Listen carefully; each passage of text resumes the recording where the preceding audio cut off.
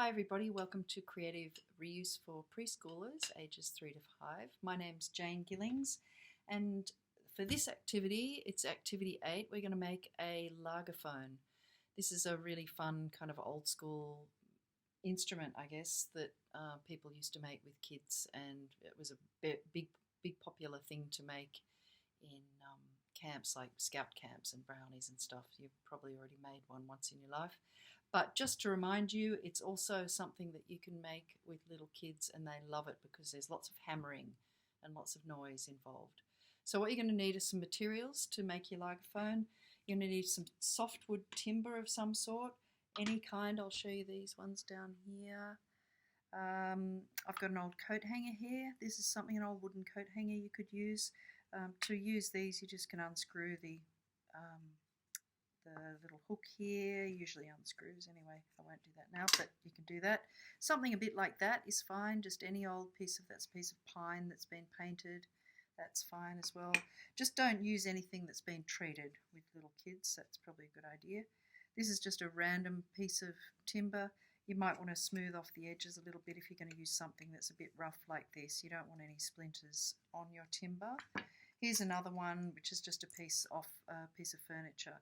I've already started making the Lagerphone on this one, but I'll show you what else is involved. So you need timber, then you need some tools for the kids. Maybe these tiny little hammers are good, but you might even have some tinier ones in your centre. But hammers like this. You might also need a drill, particularly if you want to pre-drill the holes for the Lagerphone. This is just a lot easier for little kids if you've got some holes ready to go. You can just make little holes like that, so when it comes to hammering, the nails stand up really nicely like that, and it just makes it a lot easier for kids to hammer if they're pre-drilled a bit. It also means the wood is less likely to split, so that's also something you might want to have. If you don't have it, it's fine, but you're just going to need to be a little bit more hands-on when they're making it. The next thing you'll need is a whole bunch of nails. These are flathead nails, so they've got a big head on the top, so when you hammer them through the bottle caps, they don't pull through. So make sure you get flathead nails like that. And these ones are probably about, 2.5 centimetres long, which is probably enough. You could use them a bit longer, particularly if you don't want to squash the caps to make your Lagerphone. And then you're going to need some bottle caps. I've got a whole bunch of different ones here. There's some there. These ones are really good. These are off champagne bottles or sparkling wine bottles.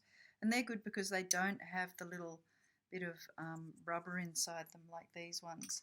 Sometimes that will stop them making a really nice noise if they've got the rubber. You can always pull that out using something pointy, but it's a bit of a pain, particularly if you've got a lot to prepare. That's probably something you don't necessarily want to do. There it is there. You can pull it out with something pointy. But yeah, I'd rather not do hundreds of them.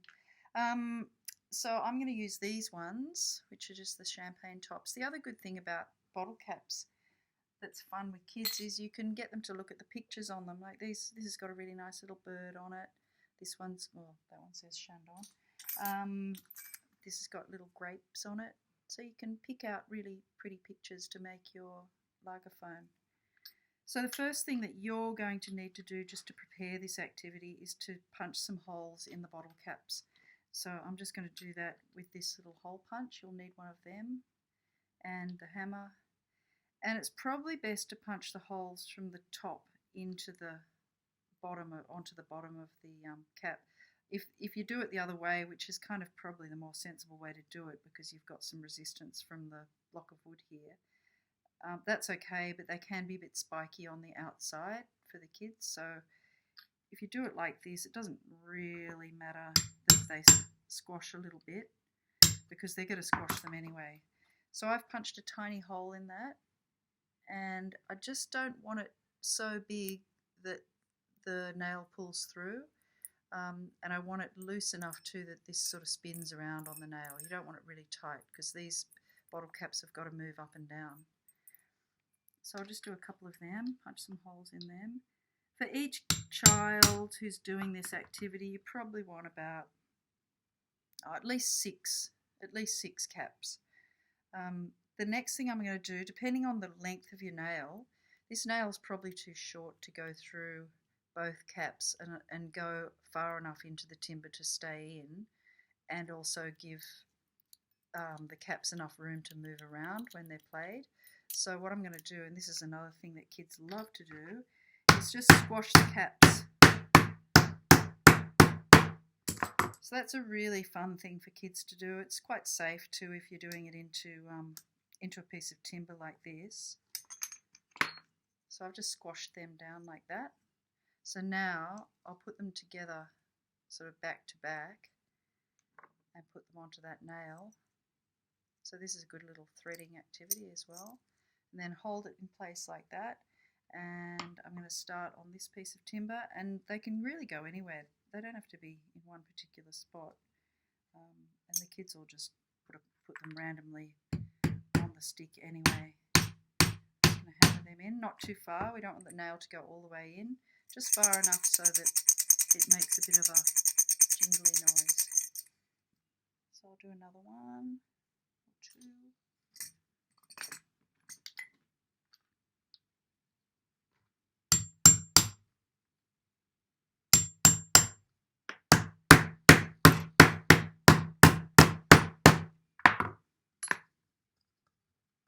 Stuck into the timber there. So there's two more. Put them face to face. Get my nail.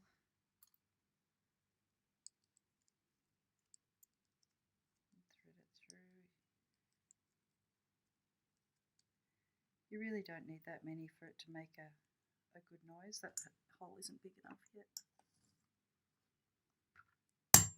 If the piece of timber that you're using to punch the holes in the caps has a few little holes like this in it already, it means you can put the cap over the hole, and the hole punch will go into that hole, which is kind of useful.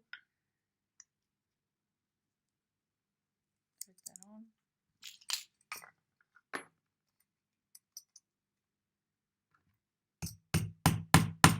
Now we're done. And it's pretty much just like a tambourine, but it means that you've got something fun for the kiddies to hammer, which they love. Hammering is just one of the best fun activities for kids, preschool kids, as long as you can handle the noise. It's something that I use quite a lot with children. Just even hammering two bits of wood together is a lot of fun. The other thing you could do, if you don't want to use timber that's all straight and perfect, you can always find some driftwood or something that you could use to make a more organic Lagerphone. But the only trouble with using this is that it's a bit harder to hammer into, because if it rolls around, then it's not so much fun to keep in place. That's pretty much all. It's a pretty simple little activity, but a lot of fun. Makes a lot of noise. Be warned. Thanks.